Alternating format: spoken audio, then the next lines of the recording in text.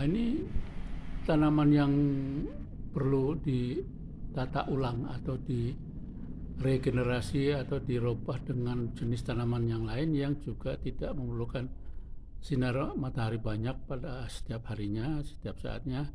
Nah, kemudian kami ganti dengan Sri Gading atau apa nih, dan cukup merubah suasana dengan suburnya dan daun-daunnya yang kita lihat daun-daunnya sampai mengkilap begini,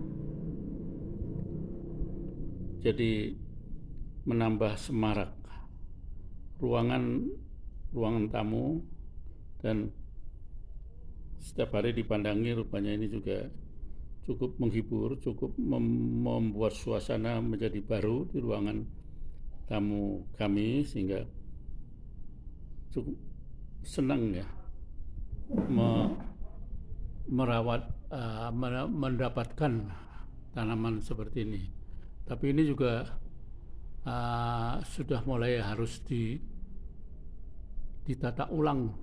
Ini kelihatannya kena minyak gorengan yang menempel atau menyenggol atau menyentuh daun ini, kelihatannya menyebabkan layu ini harus dibuang. Tetapi dengan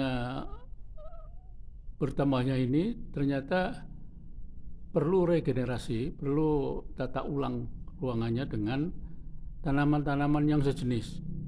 Nah, saya dapatkan, kita lihat ya, tanaman yang sejenis ini daunnya, kita lihat daunnya lebih lebar. Sama nih, tadi tanaman yang sama, ini tanaman mudah sekali perawatannya, lebar sekali ini daunnya, padahal tanaman yang sama. Lihat, ini sampai mengkilap begini, tanaman Sri Gading juga katanya. Jadi lebih lebar dari yang pertama tadi. Saya urut-urut, ini adalah tanaman yang sama yang dulunya saya tempatkan di pot sana. Ternyata di potnya ada di pekarangan atau di halaman sana. Secara ini merambat lewat tanah terus merayap ke dinding. Inilah hasilnya. Ternyata jadi sebesar ini. Saya sendiri surprise. Oh ya, baru kali inilah saya menanam tanaman seperti ini. Inilah tanaman mungkin yang disebutnya Sri Gading. Sungguh menghibur. Mudah sekali perawatannya. Ini saya coba. Ini baru pagi tadi saya tata agar enak dilihat ini. Enak dilihat. Tadi saya tata, saya pikir-pikir bagaimana supaya tanaman ini bisa tegak berdiri, tapi juga tidak tanaman ini tidak merasa tersiksa atau seperti dijolimi. Jadi saya gunakan dengan ini adalah plastik berisi air keran, air tanah itu ya. Sebagai ganjal supaya dia bisa tegak lurus atau bisa batangnya bisa tegak ya.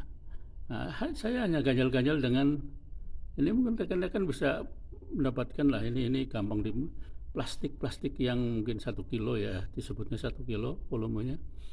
Saya isi air aja ini untuk mengganjal kiri kanannya dari bawah. Nah, ini adalah bekas orang nyebutnya toples ya, toples atau untuk tempat gorengan atau rempeyek.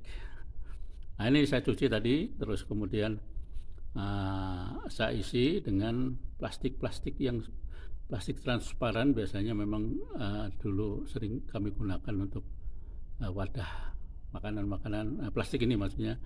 Kemudian saya isi untuk menambah tegaknya ini batang ini ke atas. Saya ikat dengan tali rafia.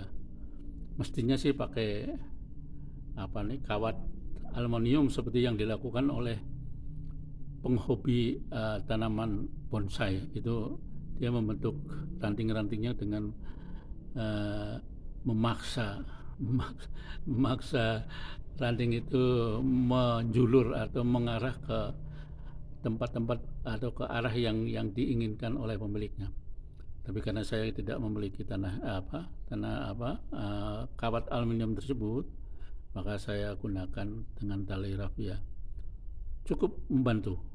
Inilah tanaman-tanaman yang mudah perawatannya, hanya tinggal diisi air, berapa hari terjadi penguapan kosong, isi lagi. Nah, tinggal bagaimana mencegah air-air yang dibutuhkan oleh tanaman ini tidak menjadi sarang nyamuk.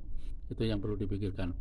Mungkin nanti saya tutup dengan airnya sudah di bawah sana, tutup dengan kita halangi dengan koran atau apa supaya diselip-selip supaya nyamuk ini tidak bisa bersarang di air yang diperlukan untuk tanaman ini, sehingga amanlah ruangan tamu ini dari nyamuk-nyamuk.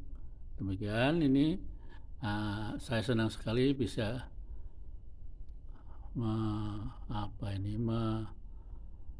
bersama istri tadi konsultasi bagaimana baiknya supaya tanaman ini tegak, dan dia sudah menyetujui hasil kreasi yang murah meriah. Demikian, terima kasih.